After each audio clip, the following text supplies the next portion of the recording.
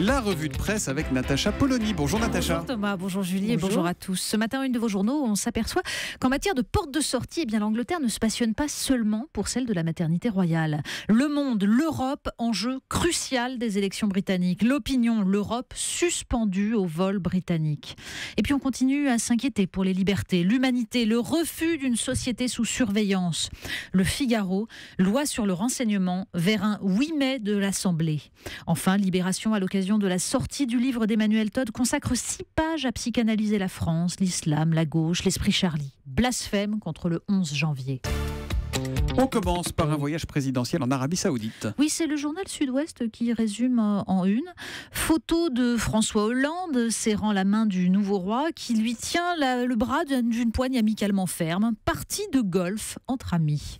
Rares sont ceux qui en restent, comme Pascal Coquy dans les dernières nouvelles d'Alsace, à la joie de voir le prestige de la France reconnu. On préférera l'article de Jean-Dominique Merchet dans l'Opinion qui décrypte les raisons de cette grande première. Un président français invité d'honneur du Conseil de coopération du Golfe. Hollande, chouchou de la Sainte Alliance des monarchies sunnites. Bon, ça se résume en 2 mots. Mercantilisme et stratégie. Ben oui, vente de Rafale, espoir de décrocher le gigantesque contrat pour la modernisation de la marine et de la défense aérienne saoudienne. Vente clé en main d'un laboratoire biologique de haute sécurité. Comme l'écrit Jean-Louis Hervois dans La Charente Libre, il semble que la diplomatie de l'armement se prête mieux au jeu d'influence et de discrétion que personnalise Jean-Yves Le Drian, qu'à l'impatience entretenue auparavant sur le perron de l'Élysée, comprenez sous Nicolas Sarkozy. La lecture de l'éditorial des Échos offre une lecture un peu moins optimiste. David Barrault dénonce cet État schizophrène qui aurait vendu son âme au Qatar en acceptant pour rafler la mise sur les Rafales de concéder des nouveaux droits de trafic à Qatar Airways. En cédant aux demandes du Qatar, écrit-il, la puissance publique a mis le doigt dans le vicieux engrenage du chantage.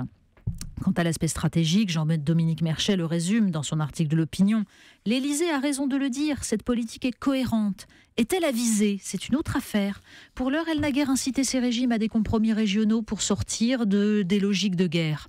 Or, la presse, justement, tous les matins, nous rappelle combien ces problématiques ont sur nos vies un impact. Revoilà l'esprit du 11 janvier, l'esprit Charlie, Natacha. Mais oui, la France n'en finit pas de s'interroger sur ce qui lui est arrivé depuis janvier.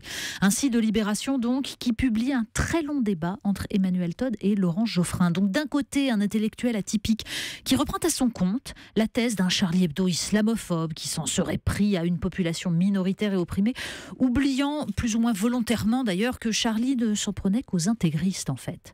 Et puis de l'autre, le directeur de Libération qui refuse d'entendre dans le discours d'Emmanuel Todd le constat tragique d'une fracture grandissante en France entre les classes moyennes supérieures et les classes populaires, qu'elles soient immigrées dans les banlieues ou confinées dans la France ouvrière et rurale. Alors on peut ne se reconnaître ni dans l'un ni dans l'autre, mais il faut lire ce débat ne serait-ce que pour ces mots d'Emmanuel Todd. La République, au sens où on l'entendait, c'était un système censé être pour tout le monde. C'était associé à l'idée de suffrage universel, d'une gestion de l'économie dans l'intérêt de l'ensemble de la population. C'était une république à laquelle les ouvriers et les paysans participaient. Maintenant, ce que j'appelle la néo-république, c'est l'appropriation de tout ce bagage historique prodigieux de la France par une moitié de la société seulement, c'est-à-dire les classes moyennes et supérieures. Alors, on doit lire aussi, pour mieux comprendre, la passionnante revue des 2 mondes et notamment l'interview de Jean-Pierre Chevènement. Parce qu'il évoque, lui, à propos de la laïcité, la notion de raison naturelle. Une raison naturelle évoquée plusieurs fois dans le Coran, dit-il, qui invite à aller chercher la raison jusqu'en Chine. Il existe, dit Jean-Pierre Chevènement, une république intérieure, comme il existe une laïcité intérieure, susceptible d'examen de conscience. On parle de l'école, on parle beaucoup et on débat beaucoup autour de l'école en ce moment. Oui, parce que la raison naturelle, c'est justement ce qui semble être remis en cause aujourd'hui, pas seulement par l'abrutissement généralisé, alors dont on trouvera une nouvelle preuve dans le magazine Néon, qui explique comment les petites icônes des smartphones sont en train de remplacer le langage, parce qu'il faut faire dans l'émotion, la simplification. Vous allez voir, c'est surréaliste. Il y a même des icônes hallucinantes. Je vous passe l'huître qui vomit ou autre truc de ce genre, c'est sympathique. Non, il faut lire les tribunes en forme de réquisitoire contre la réforme du collège dans le Figaro. Évocation par 3 professeurs d'un temps où l'apprentissage d'une langue se fondait sur la littérature qu'elle avait créée, au contraire de cette école zapping faite de compétences et de savoir-être que dénoncent Nicolas Dupont-Aignan et Jean-Paul Brigelli. Pendant ce temps, le Parisien nous raconte qu'une société HLM vient de s'allier avec un vendeur de cours de soutien pour en proposer gratuitement à ses locataires. Oui, en fait, derrière le discours sympathique sur l'égalité, il y a la décision du ministère de la Ville de conditionner les abattements fiscaux des sociétés de HLM à leurs actions de proximité. Donc en gros, la faillite de l'école, ça rapporte à certains. On parle des dragueurs également ce matin dans la presse. Oui, alors on ne sait pas si celui-là utilisait des émoticônes. Le Parisien nous raconte l'histoire hallucinante de cet homme, la soixantaine bedonnante, accusé de viol par plusieurs jeunes femmes. En fait, sur un site de rencontre, il avait inventé le personnage d'Anthony Laroche, avec photos de mannequins sublimes pour illustrer. Et il invitait ses conquêtes à une rencontre façon 50 nuances de grève. Vous voyez, chambre d'hôtel, yeux bandés et frissons de l'inconnu. Alors, est-ce que le subterfuge s'apparente à un viol? C'est la question à laquelle la justice va devoir répondre. Bon, la question aussi, c'est est-ce qu'on pouvait vraiment croire que le type sublime sur la photo avait besoin d'un site de rencontre? Bon, la défense de l'homme en question, certaines femmes ont un brin de folie et aiment bien les hommes qui les surprennent. On termine dans le magazine Néo, encore une fois. Mais oui, qui nous propose décidément des articles essentiels. Je vous passe celui sur cette invention géniale qui évite un drame quotidien. Et là, je suis prête à témoigner, celui des chaussettes dépareillées dans le lave-linge. Incroyable. Monstrueux. Et puis, il y a cette étude qui démontre, test à l'appui, que l'on est plus séduisant après un verre d'alcool. Parce qu'on voit moins bien?